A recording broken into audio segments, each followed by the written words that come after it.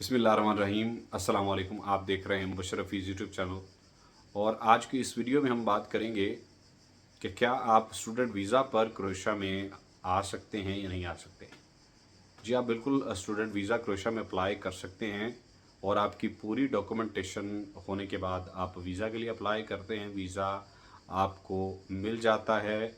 और आप किसी भी मुल्क में अगर स्टूडेंट वीज़ा अप्लाई करते हैं अच्छी डॉक्यूमेंटेशन के साथ, तो आपका वीज़ा आपको मिल जाता है।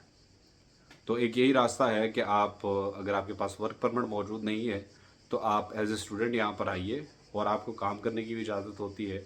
एक हफ़्ते में आप 40 घंटा काम कर सकते हैं। और बाज़ औक़ात आप जो एम्प्लॉयर होता है उससे बात कर कर आप और ज़्यादा भी काम कर सकते हैं। तो उसका प्रोसीजर ये है कि आपको सबसे पहले अपने कोर्स के मुताबिक, अगर आप बैचलर्स में आ रहे हैं तो आप कौन सा कोर्स करना चाहते हैं उस कोर्स के मुताबिक आपको यूनिवर्सिटी ढूंढनी होगी। और यहाँ पर प्राइवेट यूनिवर्सिटीज़ भी हैं, स्प्लिट में भी मौजूद हैं, जागरब में भी हैं। तो आप कोशिश कीजिए कि उसे इंटरनेट पर फाइंड आउट कीजिए और फाइंड आउट करने के बाद उन यूनिवर्सिटीज़ को ईमेल कीजिए।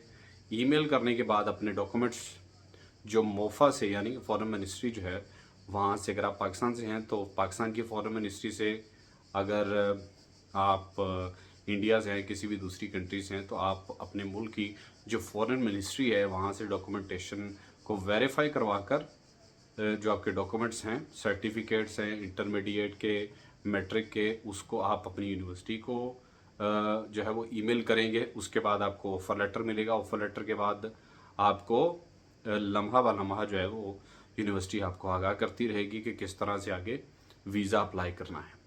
तो जो स्टूडेंट जो वीज़ाज़ होते हैं, जो लोग स्टूडेंट वीज़ाज़ पर यहाँ पर आते हैं, तो उनकी कोई इतनी ख़ास उनकी एम्बेसी में कोई इंटरव्यू ज़्यादा नहीं होता। चूँकि मैं भी एज ए स्टूडेंट यहाँ पर क्रोएशिया में आया था, तो कोई किसी किस्म का इंटरव्यू नहीं होता। आपकी डॉक्यूमेंटेशन देखी जाती है, आपको देखा जाता है कि क्या आप वाकई में वहाँ पर पढ़ने के लिए जा रहे हैं। आपने उनको ये श्योरिटी देनी होती है कि आप सिर्फ़ और सिर्फ यहाँ पर पढ़ने के लिए आ रहे हैं। तो आप यूनिवर्सिटीज़ को फाइंड आउट करें, जागरब में करें या स्प्लिट में करें, डब्रोवनिक में करें, रायका में करें, और भी जितनी सिटीज़ हैं आप उसमें फाइंड आउट कर सकते हैं कि आप कहाँ पर वीज़ा जो है वो अपने डॉक्यूमेंट्स अप्लाई कर सकते हैं। और ऑफ़र लेटर लेने के बाद आप जितनी भी आपकी डॉक्यूमेंटेशन है आप उस यूनिवर्सिटी को सेंड करते हैं। फिर आप फर्दर उसको वीज़ा के लिए अप्लाई करते हैं। यहाँ पर जो क्रोएशिया है, चूँकि आपको मालूम है कि क्रोएशिया एक टूरिस्ट कंट्री है, और यहाँ पर ज़्यादातर होटल मैनेजमेंट का बहुत स्कोप है। अगर आप यहाँ पर बैचलर्स होटल मैनेजमेंट में करते हैं तो उसके बहुत ज़्यादा आपको बेनिफिट्स हैं। आप यहाँ पर 6 माह पढ़ते हैं, 6 माह के बाद आप एज ए इरास्मुस किसी भी और यूरोपियन कंट्री में आप अपना क्रेडिट आवर्स चेंज करवा सकते हैं। बिगनिंग में आपको क्रोएशिया में ही रहना पड़ता है। पहले जो 6 माह होते हैं वो आपको यहाँ पर ही रहना पड़ेगा। 6 माह रहने के बाद आप एज ए इरास्मुस स्टूडेंट, आप इंटरनेशनल स्टूडेंट किसी दूसरी यूरोपियन यूनिवर्सिटी में जा सकते हैं। आप स्विट्ज़रलैंड में जा सकते हैं, आप जर्मनी जा सकते हैं। वहाँ पर अपने क्रेडिट आवर्स चेंज करवा सकते हैं। तो उस हिसाब से फिर उसकी जो फ़ीस होती है, अगर आप जर्मनी में जा रहे हैं तो जर्मनी की जो यूनिवर्सिटी है उस हिसाब से आपको उसकी अगली 6 माह की फ़ीस देना पड़ती है। और बाज़ औक़ात इस तरह भी होता है कि जो अगर क्रोएशिया की कोई यूनिवर्सिटी में आप पढ़ रहे हैं तो आप किसी जर्मनी की यूनिवर्सिटी में जाके अगले 6 माह पढ़ना चाहते हैं, तो आपकी जो फ़ीसिस हैं उसमें ज़्यादा रद्द-बदल नहीं होता। आप तकरीबन उसी फ़ीस में वहाँ पर जाकर पढ़ सकते हैं। लेकिन ये है कि आप फाइंड आउट करें कि आप किस कोर्स में आना चाहते हैं। ज़ाग्रेब यूनिवर्सिटी जो ज़ाग्रेब में है, आप उसमें अप्लाई कर सकते हैं। उसकी फ़ीसेस भी बहुत कम हैं, तकरीबन पर ईयर 1000 यूरो, 1200 यूरो के करीब है। अगर आपका सीजीपीए अच्छा है तो आप ज़ाग्रेब यूनिवर्सिटी में अपने कोर्स के मुताबिक उसे देखिए, फाइंड आउट कीजिए। और चूँकि अक्टूबर की जो इंटेक्स हैं उनके एडमिशन्स होना शुरू हो चुके हैं, तो आप ज़्यादा देर न करें। आप देखिए कि आप कब अपने डॉक्यूमेंट्स कंपाइल करते हैं, उनको टेस्टेशन करवाइए। करवाने के बाद आप अपने कोर्स के मुताबिक उसे अप्लाई कर सकते हैं। और जैसा मैंने पहले बताया, और दोस्त भी पूछते हैं कि क्या वो यहाँ पर काम कर सकते हैं नहीं कर सकते, बिल्कुल आपको काम करने की इजाज़त मिल जाती है।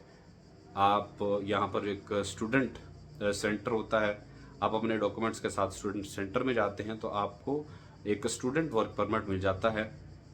और उस दौरान आप जिस एम्प्लॉयर के पास काम करते हैं या किसी भी आप मिसाल के तौर पर आप किसी डिलीवरी की जॉब कर रहे हैं तो आपको वहाँ से एक स्टूडेंट सेंटर से एक कॉन्ट्रैक्ट मिलता है। कॉन्ट्रैक्ट पर ही आपको पैसे मिलते हैं। अगर आपने 10 घंटे काम किया है, 20 घंटे काम ही किया है, 30 घंटे काम किया है, 40 घंटे काम किया है, उस हिसाब से जो आपकी कमिटमेंट उस एम्प्लॉयर के साथ होती है तो वो एम्प्लॉयर आपको पैसे नहीं देता, एम्प्लॉयर स्टूडेंट सेंटर को भेजता है। स्टूडेंट सेंटर फिर आगे जो एप्लीकेंट होता है उसको आगे वो पैसे जो है वो फॉरवर्ड कर देता है।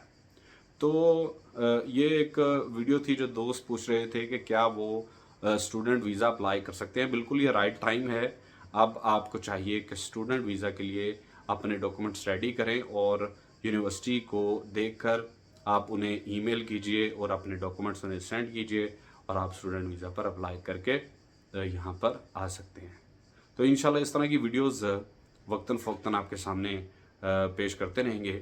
तो आप यूट्यूब चैनल को देखते रहिए, ये चैनल को सब्सक्राइब कीजिए और जो मेरी वीडियोज़ हैं उनको लाइक कीजिए, कमेंट्स भी कीजिए और बताइए कि और किस तरह की वीडियोज़ आपके सामने जो है वो लाई जाए।